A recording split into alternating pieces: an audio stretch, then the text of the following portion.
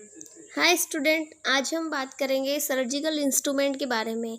सबसे पहले हम देखेंगे नीडल होल्डर। नीडल होल्डर ये इंस्ट्रूमेंट सर्जिकल प्रोसीजर के दौरान वुंड को सूचर करने के लिए सूचरिंग जो नीडल होती है उसको पकड़ने के लिए काम में लिया जाता है। यानी कि जो सर्जिकल प्रोसीजर के दौरान वुंड होता है उस पर टाँके लेने के लिए जो टाँके लेने वाली नीडल होती है उसको पकड़ने के लिए इसका यूज़ किया जाता है। नेक्स्ट इंस्ट्रूमेंट देखेंगे हम प्लेन डिसेक्टिंग फोर्सेप्स। ये जो प्लेन डिसेक्टिंग फोर्सेप्स है उसका यूज़ ब्लंट डिसेक्शन के लिए काम में लेते हैं। डिसेक्शन यानी कि किसी भी चीज़ को अलग करने के लिए। तो जो ब्लंट डिसेक्शन करने के लिए हम इस प्लेन डिसेक्टिंग फोर्सेप्स का यूज़ करेंगे। इसका यूज़ जो डेलिकेट स्ट्रक्चर होते हैं यानी कि जो सॉफ्ट या नाजुक जो स्ट्रक्चर होते हैं उसको होल्ड करने के लिए भी प्लेन डिसेक्टिंग फोर्सेप्स का यूज़ किया जाता है।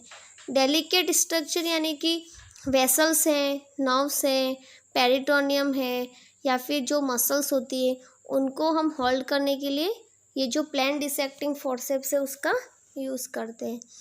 इस तरीके से हम नेक्स्ट जो इंस्ट्रूमेंट देखेंगे tooth dissecting forceps. Tooth dissecting forcep जो होती है उसके आगे टूथ लाइक स्ट्रक्चर होते हैं यानी कि दांत जैसे स्ट्रक्चर दिखाई देता है, इसलिए इसको हम टूथ डिसेक्टिंग फोर्सेप्स बोलते हैं।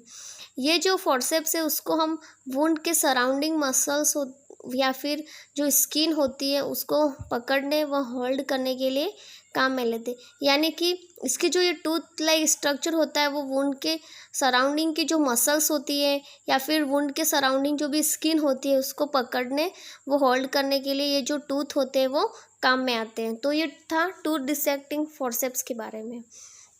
नेक्स्ट हम देखेंगे एडसन डिसेक्टिंग फोर्सेप्स। जो एडसन डिसेक्टिंग फोर्सेप्स है वो दो टाइप की होती है।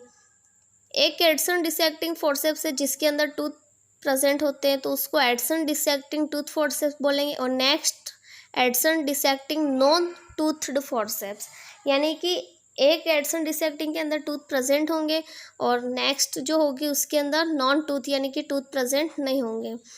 और जो एडसन डिसेक्टिंग टूथ फोर्सेप्स है वो हम प्लास्टिक सर्जरी के दौरान इसका यूज़ किया जाता है। और जो एडसन नॉन टूथ फोर्सेप्स है उसका यूज़ जो भी सॉफ्ट और सुपरफिशियली जो भी टिश्यू होते हैं यानी सॉफ्ट जो स्ट्रक्चर होते हैं बॉडी के जैसे कि वेसल्स, नर्व, पेरिटोनियम, मसल्स वगैरह और जो सुपरफिशियली टिश्यू होते हैं उनको होल्ड करने के लिए non tooth Edson dissecting forceps का यूज़ किया जाता है। इस तरीके से अगर हम आगे देखें तो नेक्स्ट इंस्ट्रूमेंट है चिटल फोर्सेप्स। चिटल फोर्सेप फ्रेंड्स बहुत ज़्यादा इम्पोर्टेंट है, कई बार एग्ज़ाम में पूछा हुआ है। ये जो चिटल फोर्सेप्स है वो जो भी स्टेराइल इक्विपमेंट को बॉयलर व फॉर्मेलिन कैबिनेट से बाहर निकालने के लिए इसका यूज़ किया जाता है। यानी कि जो भी स्टेराइल इक्विपमेंट होते हैं उनको होल्ड करने के लिए या उनको बाहर निकालने के लिए हम चिटल फोर्सेप्स का ही यूज़ करेंगे। जो भी स्टेराइल गोज़ होते हैं उसको ड्रम से निकालने के लिए भी हम चिटल फोर्सेप्स का यूज़ करते हैं। जब इसका यूज़ नहीं हो उस वक्त इस फोर्सेप्स को हम मिथाइलेटेड स्पिरिट कंटेनर में ही रखेंगे। नेक्स्ट इंस्ट्रूमेंट है long straight artery forceps. Long straight artery forceps इसकी जो आगे वाला पोर्शन होगा वो लॉन्ग है, इसलिए हम इसको लॉन्ग स्ट्रेट आर्टरी फोर्सेप्स बोलेंगे। यह मुख्यतः सर्जिकल प्रोसीजर के दौरान जो ब्लीडिंग होती है उसको कंट्रोल करने के लिए हम इसका यूज़ करते हैं। यानी कि इससे होल्ड करेंगे तो जो ब्लीडिंग होगी सर्जिकल प्रोसीजर के दौरान वो कंट्रोल की जा सकती है। ये लॉन्ग होती है और स्ट्रेट होती है आगे से, इसलिए इसको लॉन्ग स्ट्रेट आर्टरी फोर्सेप्स कहते हैं। नेक्स्ट इंस्ट्रूमेंट देखेंगे कर्व फोर्सेप्स आर्टरी। इसको देखने पर इसके जो आगे वाला स्ट्रक्चर होगा वो कर्व यानी कि थोड़ा सा घुमावदार होगा, इसलिए इसको कर्व फोर्सेप्स आर्टरी बोलते हैं। ये हेमोस्टेसिस के लिए यूज़ की जाती है।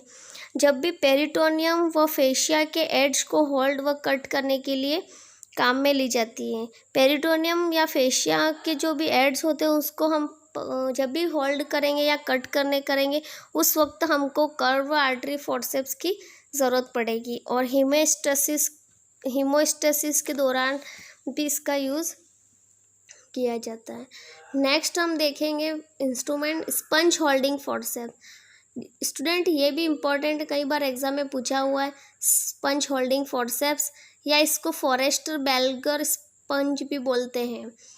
इस फोर्स को सामान्यतः सर्जिकल प्रोसीजर के दौरान गोज स्क्वायर को पकड़ने के लिए काम में लिया जाता है।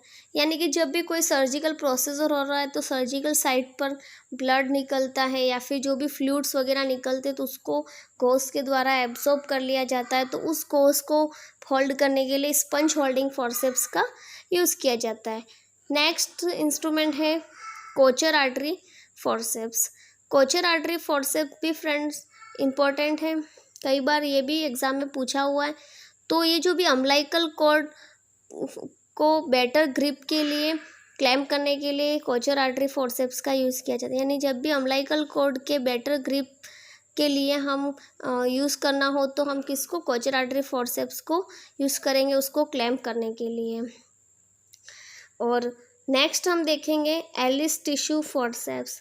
ये एलिस टिश्यू फॉरसेप्स है वो DNC के दौरान सर्विक्स के जो एंटीरियर लिप है उसको होल्ड किया जाता है, या होल्ड करने के लिए इसको यूज़ करेंगे। और जो भी मार्जिन ऑफ द पेरिटोनियम और रेक्टल शीथ और वेजाइनल जो म्यूकोजा होता है उसको भी अगर होल्ड करना है तो हम एलिस टिश्यू फॉरसेप्स का यूज़ करेंगे।